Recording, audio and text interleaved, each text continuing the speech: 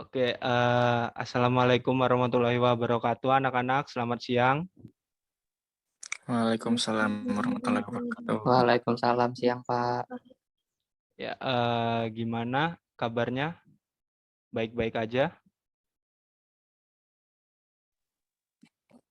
Alhamdulillah baik, Pak.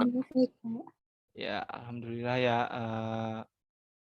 Untuk kesehatannya mohon untuk dijaga ya, himbauan dari Bapak. Soalnya ini kita kan sedang ada di masa pandemi dan juga kita kan sedang berada di bulan Ramadan ya. Jadi butuh ekstra ekstra apa namanya penjagaan untuk imunitas kita ya.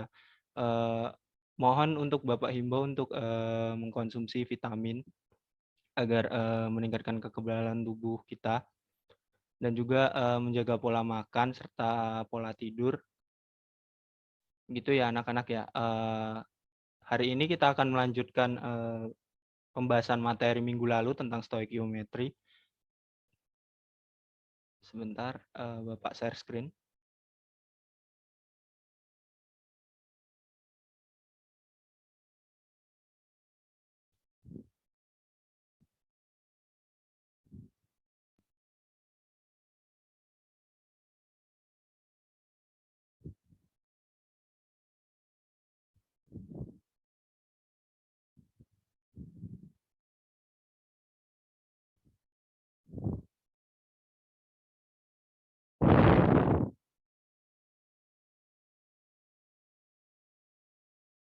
Oke, sudah terlihat anak-anak?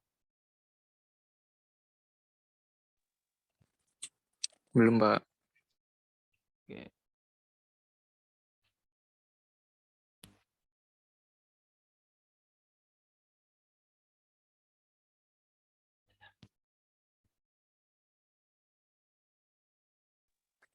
Sudah, Pak. Oke.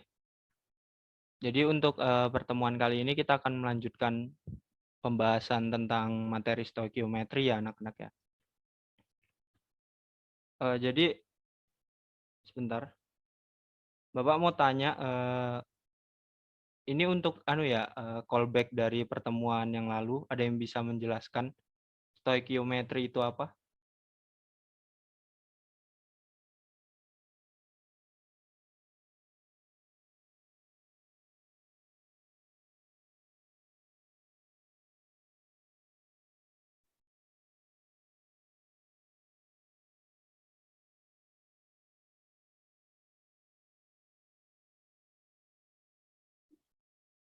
Saya izin menjawab, Pak. Iya, silakan. Stoikiometri itu merupakan ilmu yang menghitung hubungan kuantitatif dari reaktan dan produk dalam reaksi kimia. Ya, benar sekali ya Nina ya. Bagus Nina, berarti masih ingat dengan materi minggu lalu ya. Terus Bapak mau tanya sebentar.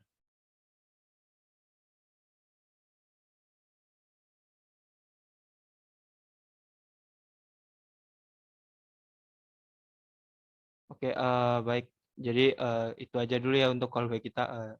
Lanjut ke selanjutnya. Untuk subbab dari materi stoikiometri selanjutnya itu ada, kita akan membahas tentang kadar zat.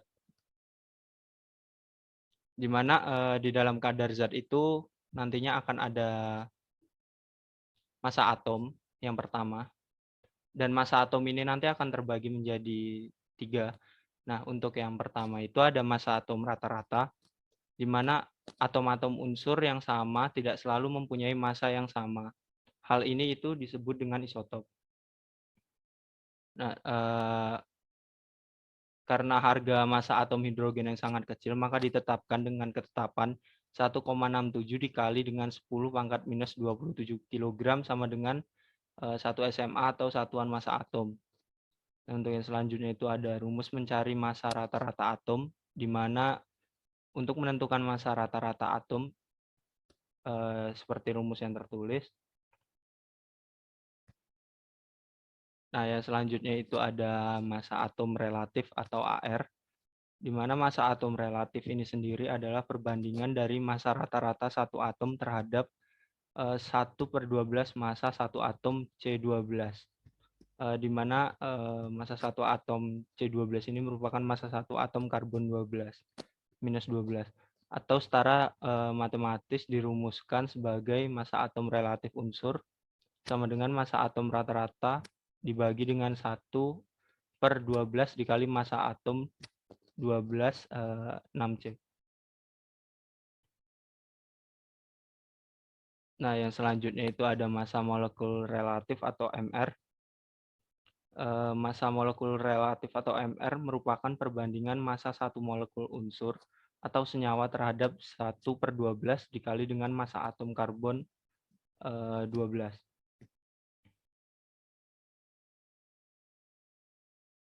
Sebentar.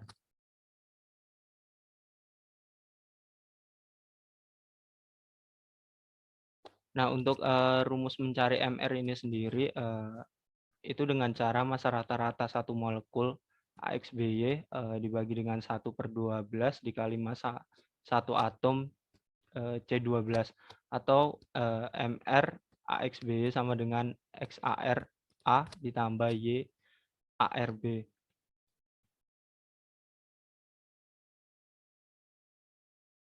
Nah, untuk yang selanjutnya itu ada mol. Untuk poin mol ini sendiri ada yang bisa menjelaskan kepada Bapak mol itu apa? Atau molaritas itu apa? Silakan.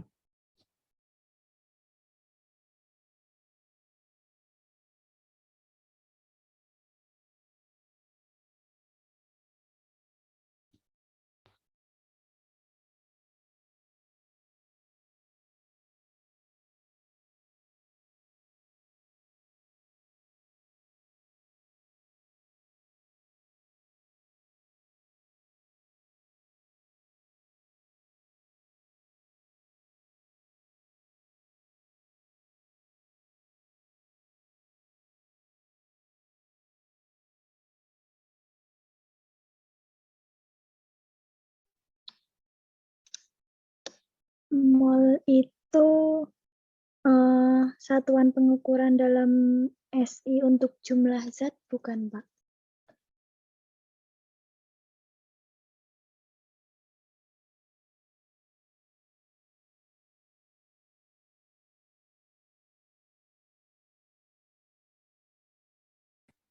Mohon maaf Pak, masih di mute.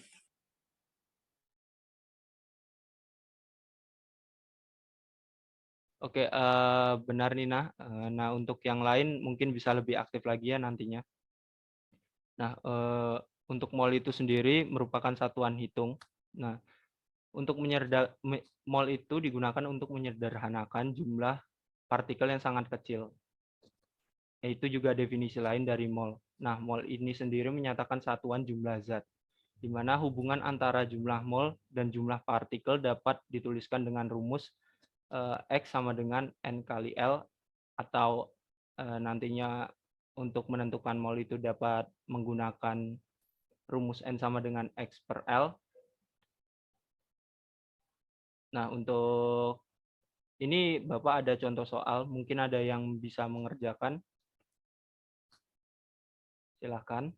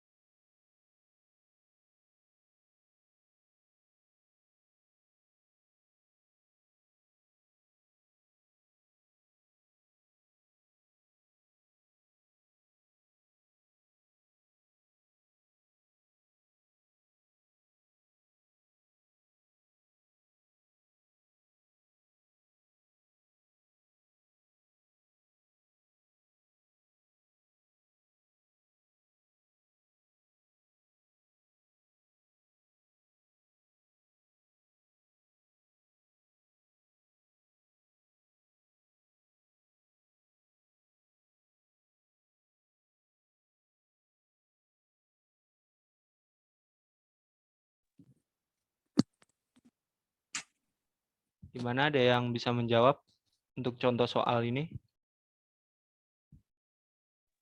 Oke, saya izin menjawab, Pak. Ya, silakan. Oke. Berarti itu untuk mencari mol amonia menggunakan rumus N sama dengan X per L ya, Pak ya. Ya, Mas. Nah, untuk yang X itu berarti 3,01 kali 10⁻26 dibagi L-nya itu konstanta Avogadro 6,02 kali Ya. 10⁻23. Ya. Berarti hasilnya sekitar 500 mol ya, Pak. Iya, Mas Agil. Pintar sekali ya. Berarti dapat dipahami ya untuk konsep mol ini sendiri. Nah, untuk yang selanjutnya itu kita lanjut ke bagian massa molar, di mana massa molar itu sendiri merupakan massa zat yang sama dengan massa atom atau massa rumus zat tersebut dinyatakan dalam gram. Nah, untuk menentukan massa molar itu sendiri dapat menggunakan rumus massa molar itu sama dengan AR sama dengan MR juga. Nah, untuk menentukannya itu dapat menggunakan N sama dengan A dengan satuan gram per M dengan satuan gram per mol. Nah, untuk yang selanjutnya itu ada volume molar, di mana volume molar gas adalah volume 1 mol gas pada suhu dan tekanan tertentu. Nah, untuk rumus volume molar dalam kondisi STP atau standar temperature and pressure 0 derajat Celcius 1 atm menggunakan rumus V sama dengan N mol dikali 22,4 liter per mol. Nah, untuk rumus volume molar dalam kondisi RTP dalam suhu 25 derajat Celcius dengan tekanan 1 atmosfer menggunakan rumus V sama dengan N mol dikali 24 L per mol.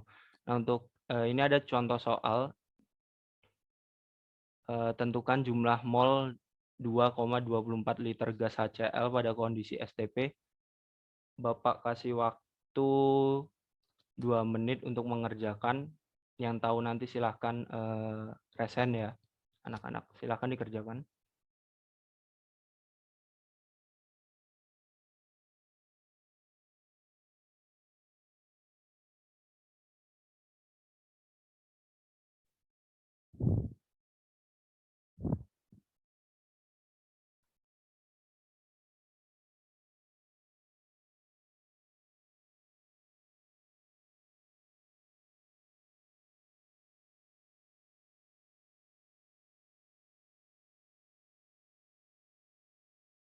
Oke, waktunya habis.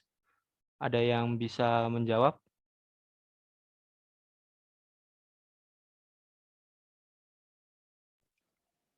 Saya boleh nyoba, Pak.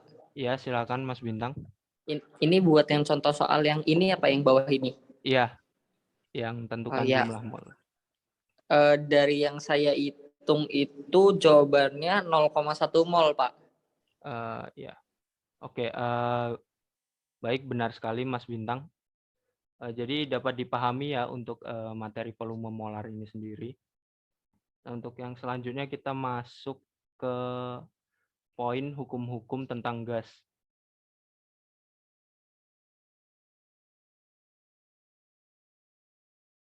Habis cuy.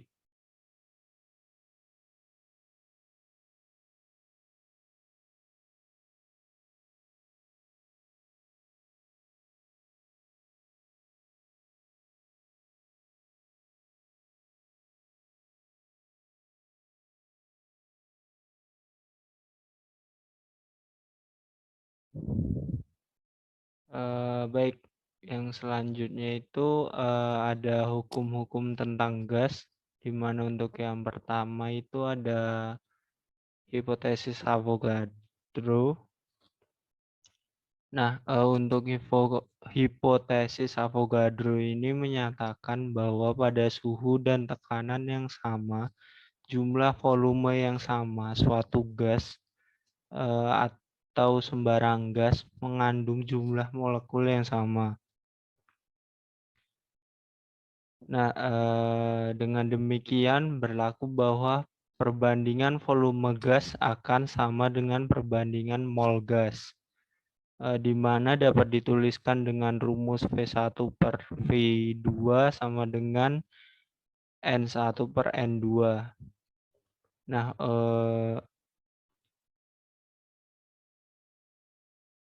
sebentar. Nah, untuk contoh soal yang di bawah itu tidak perlu dikerjakan, jadi akan Bapak jelaskan ya. Apabila ada soal dengan tipe bila 1 liter gas dengan nomor masanya gas NO, masanya 1 gram, berapa gram massa 2 liter gas O2 jika diukur pada suhu dan tekanan yang sama. Nah, untuk mengerjakan soal ini kita menggunakan 4 perhitungan ya. Yang pertama itu dengan menghitung massa dari molekul relatifnya itu sendiri, yang nantinya akan didapatkan untuk MrO2 itu 32 gram per mol, dan untuk MrNO itu sendiri nantinya akan didapatkan 30 gram per mol. Nah, untuk yang perhitungan selanjutnya itu ada nantinya kita akan menghitung mol dari NO itu sendiri dengan cara NNO itu sama dengan massa dibagi dengan MR, dan nantinya akan didapatkan hasil 0,033 mol. Nah, untuk yang selanjutnya itu kita menghitung dari mol O2 itu sendiri, dan nantinya akan didapatkan hasil 0,066 mol. Nah, yang terakhir kita dapat menentukan massa dari O2 itu sendiri dengan hasil 2,112 gram. Nah, apakah dapat dipahami untuk hipotesis dari Avogadro ini sendiri?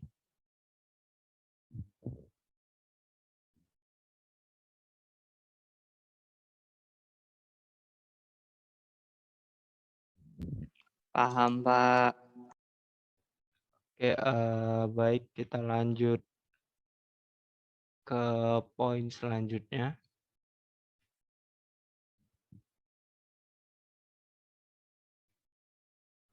Nah, untuk yang selanjutnya itu ada hukum gas ideal, di mana untuk hukum gas ideal ini sendiri merupakan persamaan keadaan untuk gas, di mana kondisi gas pada waktu tertentu dideskripsikan oleh persamaan matematis. Nah, untuk hukum gas ideal ini merupakan persamaan empiris yang telah diuji untuk beberapa gas. Beberapa hukum tentang gas yang berlaku pada gas ideal ada 3, di mana ada hukum Boyle, hukum Charles, dan juga hukum Avogadro.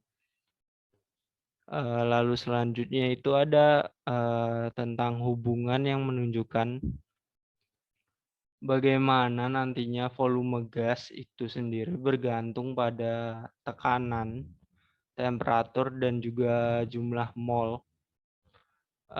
Hal ini nantinya dapat dibuktikan dengan persamaan matematis, di mana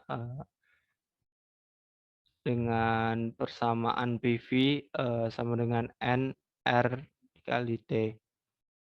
Nah, untuk yang selanjutnya itu ada interkonversi mol, gram, dan volume, di mana ini saling berkaitan ya. Untuk menentukan molaritas itu sendiri nanti berkaitan dengan mol ini sendiri, dan juga berkaitan dengan volume dari gas dalam keadaan STP. Nah, ini mungkin dapat dicatat ya nanti anak-anak ya, soalnya ini penting juga, di mana ini sebagai patokan dalam menghitung antara mol, gram, dan volume. Nah, untuk menentukan molaritas itu kita menggunakan rumus M sama dengan N per V. Dan untuk menentukan mol atau N itu sendiri kita menggunakan rumus M dikali dengan V atau molaritas dikali dengan volume gas. Nah, untuk menentukan massa itu kita menggunakan rumus M sama dengan N dikali dengan MR. Nah, untuk menentukan mol itu kita dapat juga menggunakan mol dari massa ini kita dapat menggunakan M per MR. Dan untuk yang selanjutnya itu ada menentukan volume dari gas itu sendiri yang dalam keadaan STP itu dapat menggunakan rumus N dikali dengan 22,4. Dan untuk menentukan molnya nanti dapat menggunakan VSTP per 22,4.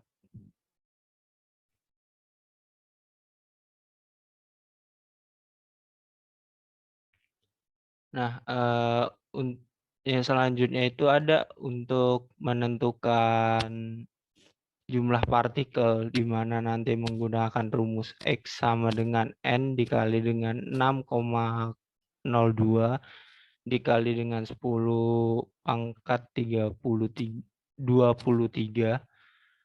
Nah, untuk menentukan molnya nanti akan menggunakan rumus N sama dengan X per 6,02 dikali 10 pangkat 23. Nah, untuk yang selanjutnya itu ada perhitungan kimia, di mana untuk yang pertama itu ada penentuan rumus empiris dan juga rumus molekul. Nah, untuk rumus empiris sendiri itu didefinisikan sebagai jenis dan perbandingan paling sederhana dari atom-atom penyusun suatu zat. Nah, untuk rumus molekul itu sendiri berarti jenis dan jumlah sesungguhnya dari atom-atom yang menyusun suatu molekul yang dinyatakan dengan lambang unsur-unsurnya. Nah, yang selanjutnya itu ada cara untuk menentukan rumus empiris dan rumus molekul. Untuk yang pertama itu nanti dapat kalian cari perbandingan dari massa unsur-unsur penyusun senyawa. Dan yang selanjutnya itu kalian dapat mencari perbandingan molekul dengan membagi massa unsur dengan massa atom relatifnya atau AR. Nah, untuk yang selanjutnya, langkah selanjutnya itu dari perbandingan mol yang paling sederhana didapatkan rumus empiris. Dari perbandingan mol yang paling sederhana didapatkan rumus empiris. Nah, untuk yang langkah selanjutnya, tentukan rumus molekul dengan mencari faktor pengali N. Rumus yang digunakan adalah MR, RE, N sama dengan MR. Nah, untuk yang selanjutnya itu Bapak ada soal Silakan yang bisa mengerjakan ini silakan nanti raise hand ya. Ada 3 soal. Bapak beri waktu sebentar.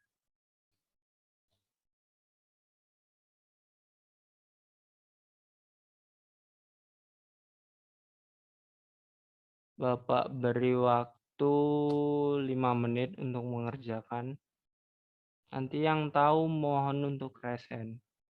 Akan ada nilai tambah sebagai bentuk keaktifan dari siswa itu sendiri.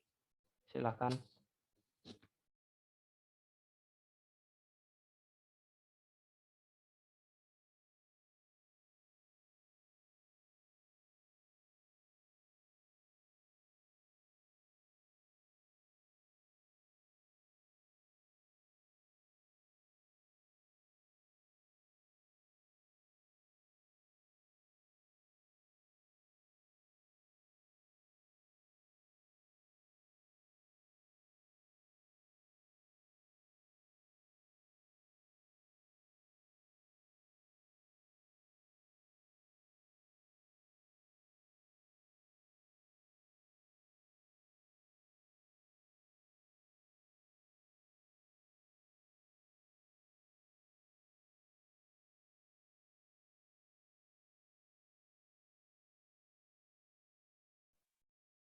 Oke, cukup.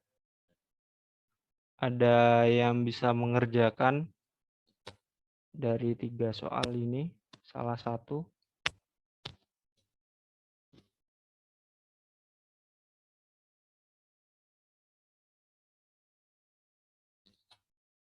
Halo?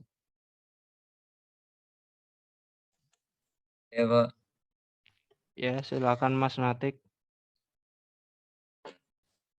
Dari perhitungan yang ini untuk nomor yang pertama, Pak. Oh iya. Dari perhitungan yang saya kerjakan tadi untuk rumus empiris dari senyawa tersebut itu saya hitung tadi Na2SO4, Pak. Oke, baik, benar sekali Mas Natik ya. Sudah dapat memahami materi yang Bapak terangkan. Nah, untuk yang nomor 2 mungkin ada yang bisa mengerjakan?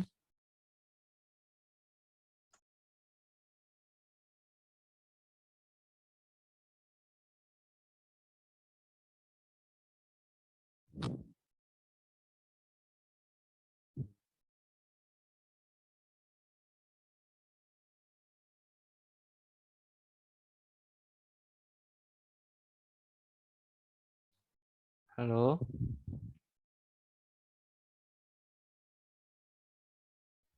Saya izin Pak, menjawab, Pak. saya boleh nyoba, Pak. Oke, silakan Mas Bintang.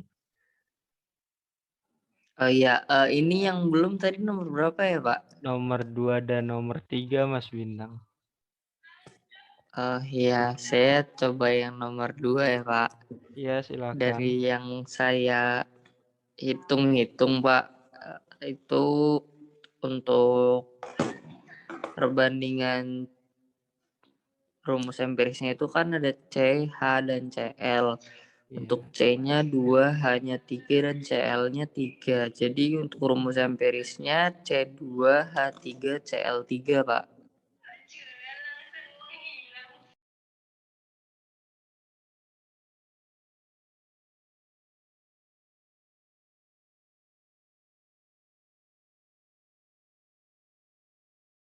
Oke, baik. Benar ya Mas Bintang ya. Nah, yang selanjutnya nomor 3 mungkin. Tadi siapa yang mau menjawab? Saya, Pak. Oh iya, Mbak Wahyu silakan.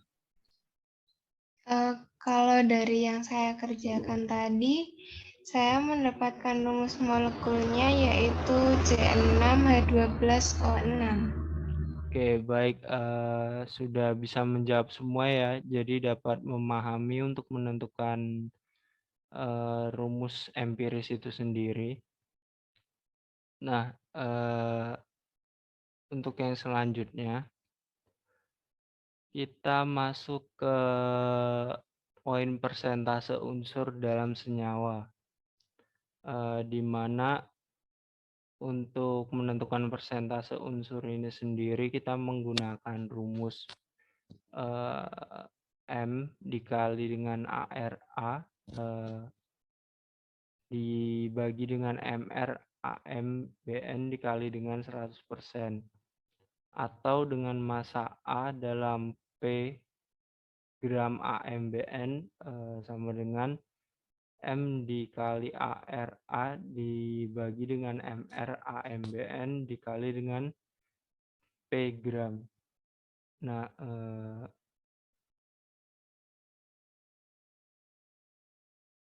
oke, untuk poin yang selanjutnya itu ada kadar zat dalam campuran. Untuk yang pertama itu kita menentukan persen.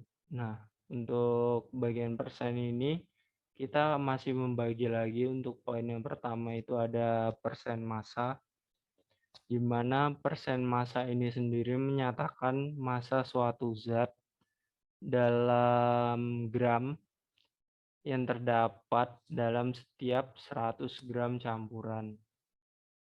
Nah, untuk menentukannya kita menggunakan rumus massa zat dalam campuran dibagi dengan massa seluruh campuran dikali dengan 100%.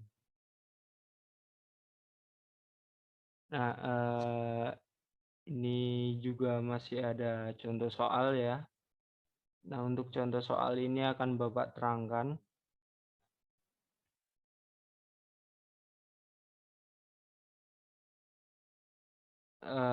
Untuk soal berapa gram perusi yang harus dilarutkan dalam 500 cm kubik air agar diperoleh larutan perusi 2%.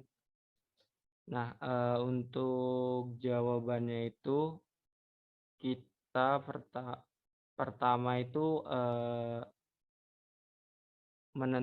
menentukan volume itu mengubah volume yang menggunakan satuan cm kubik menjadi ml dengan hasil 500 ml.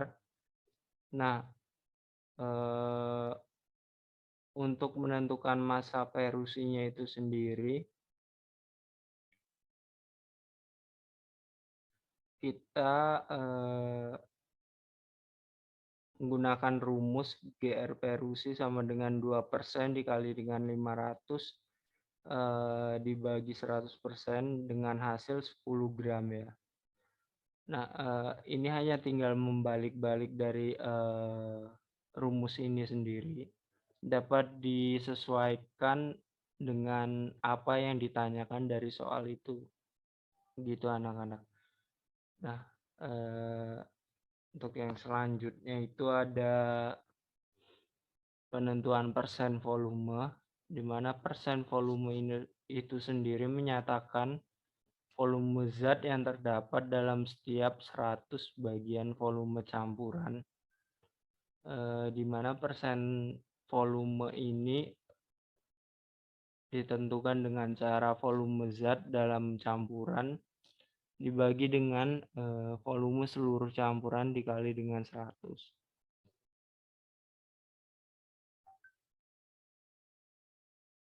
Nah, untuk yang selanjutnya itu ada bagian per juta atau BPJ atau part per million atau ppm. Nah, untuk definisinya itu sendiri kadar zat yang menyatakan banyaknya bagian zat yang terdapat dalam setiap 1 juta bagian campuran. Nah, untuk ppm itu sendiri menentukannya dengan cara massa zat dalam campuran dibagi massa seluruh campuran dikali dengan 10 pangkat 6. Nah, kita di sini ada contoh latihan soal. Mungkin ada yang bisa mengerjakan. Nah,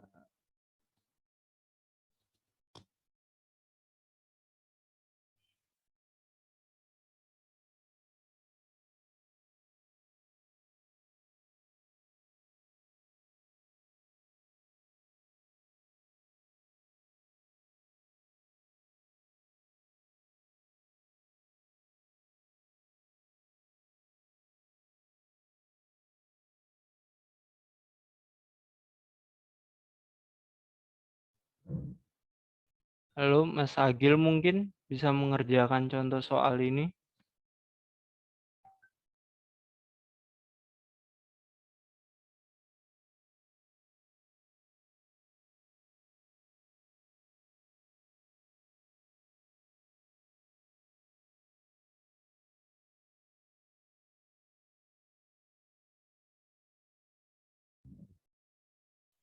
Halo Mas Agil.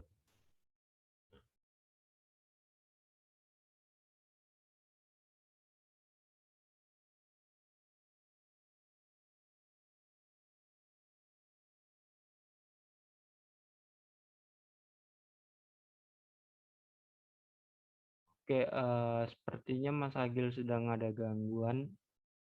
Mungkin Mbak Indri bisa menjawab.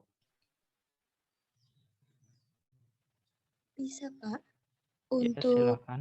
kadar CO2 apabila dihitung dalam BPJ itu hasilnya 30, Pak.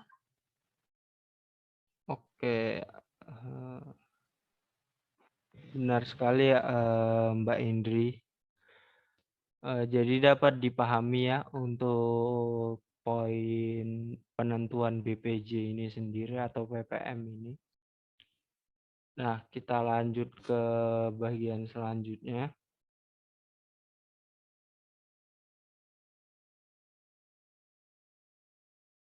Di mana ini untuk menentukan molaritas atau suatu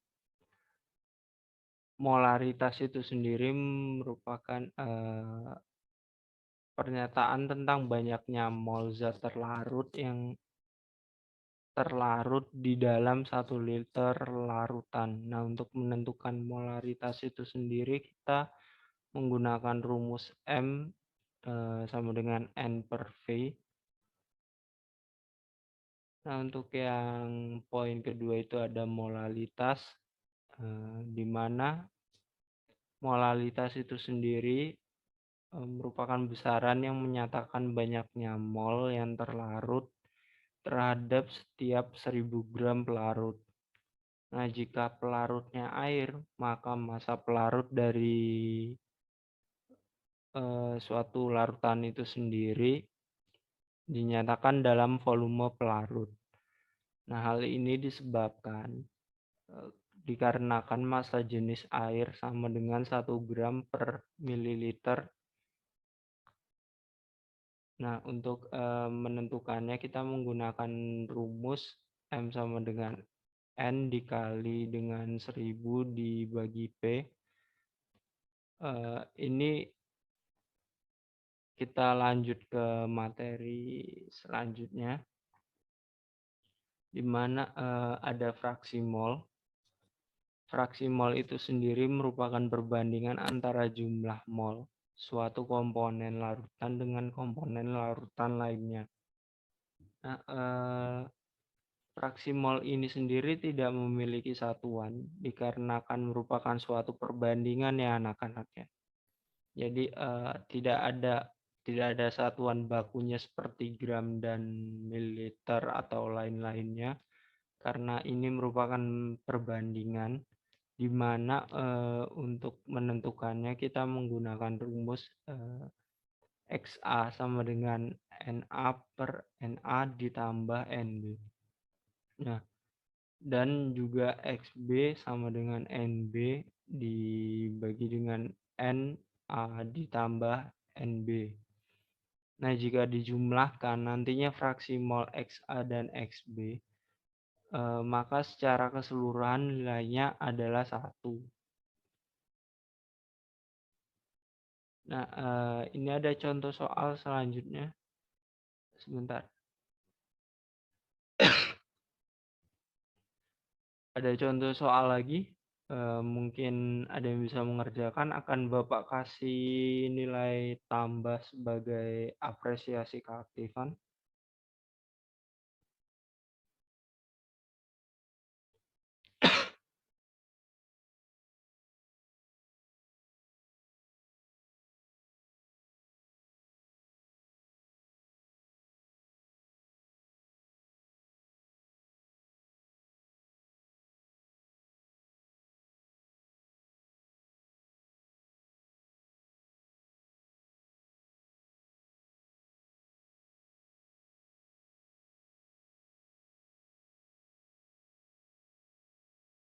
Ayo, nggak ada yang mau menjawab. Nggak ada yang mau nilai tambah.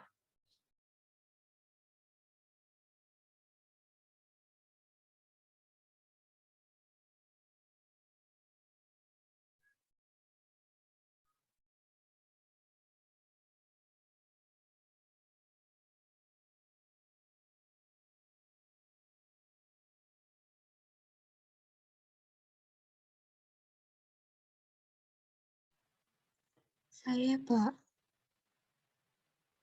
Iya, silakan, Mbak Indri. Ya, untuk yang glukosanya kan ada 45% kadarnya. Nah, untuk mengetahui gram-gramanya, maka langsung jadi 45 gram. Sedangkan untuk airnya 100% dikurangi 45%, yaitu ada 55%, sehingga untuk gramnya itu 55 gram. Nah, untuk mol glukosanya yaitu 55 gram dibagi dengan mR glukosa yaitu 180, hasilnya 0,25 mol. Sedangkan untuk mol airnya yaitu 55 gram dibagi 18 untuk mR-nya, sehingga diperoleh 3,08 mol air. Untuk fraksi mol glukosanya yaitu 0,25 mol glukosa dibagi dengan jumlah mol glukosa dan air yaitu dihasilkan 0,08, sedangkan untuk fraksi mol airnya 3,08 dibagi dengan keseluruhan mol yaitu 0,92. Oke, baik. Mbak Indri sudah dapat memahami materi dari Bapak. Nanti akan ada nilai tambah untuk Mbak Indri ya. Nah, untuk yang selanjutnya, kita masih ada materi tentang pengenceran dari larutan, di mana ini merupakan cara untuk penambahan zat pelarut ke dalam suatu larutan agar lebih encer ya, agar lebih encer. Nah, untuk rumus yang digunakan nantinya itu menggunakan V1 dikali dengan M1 sama dengan V2 dikali dengan M2. Nah, untuk yang selanjutnya itu ada pencampuran larutan dengan konsentrasi berbeda, di mana apabila ada dua larutan yang berbeda konsentrasinya nanti dicampurkan, maka konsentrasi larutan yang terjadi akan berubah. Rumusnya tertulis di sini juga dapat dipahami untuk M1 dikali dengan V1 nanti akan ditambah dengan M2 dikali dengan V2 sama dengan M dikali V campuran. Untuk yang selanjutnya itu ada membuat larutan dengan konsentrasi tertentu, di mana untuk membuat larutan dari zat padat atau kristal, itu dapat menggunakan cara menimbang dengan teliti zat padat, lalu mempersiapkan peralatan, dan setelah itu untuk pengukuran yang kurang teliti bisa menggunakan gelas kimia dan silinder ukur. Nah, untuk yang selanjutnya itu ada untuk membuat larutan dari larutan pekat, di mana tidak semua zat dalam wujud kristal. Terdapat beberapa zat yang umumnya ditemukan dalam bentuk larutan pekatnya. Jadi dapat berbentuk cair ya anak-anak. Intinya tidak selalu padat begitu. Nah, kita sudah sampai dengan penghujung materi. Mungkin ada yang ingin ditanyakan anak-anak, ada yang kurang jelas mungkin.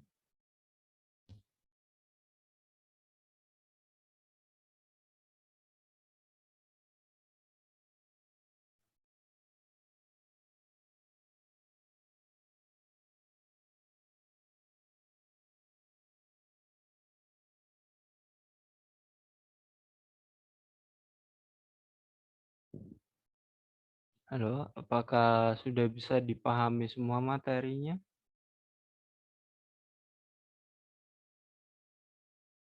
Sudah, Pak. Oke, baik. Kalau sudah nanti akan Bapak kasih PR ya sebagai bentuk tes untuk menguji Belum ada, Pak. pemahaman. Gimana? Belum ada, Pak. Oke, jadi nanti akan Bapak berikan pekerjaan rumah ya untuk mengetes jauh mana pengetahuan kalian tentang materi stoikiometri yang sudah Bapak sampaikan. Begitu ya anak-anak ya.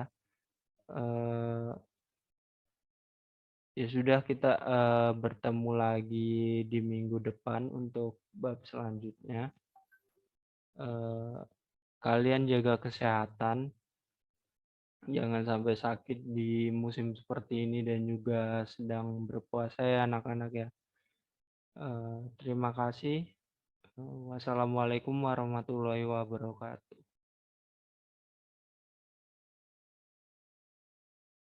Waalaikumsalam warahmatullahi wabarakatuh. Waalaikumsalam.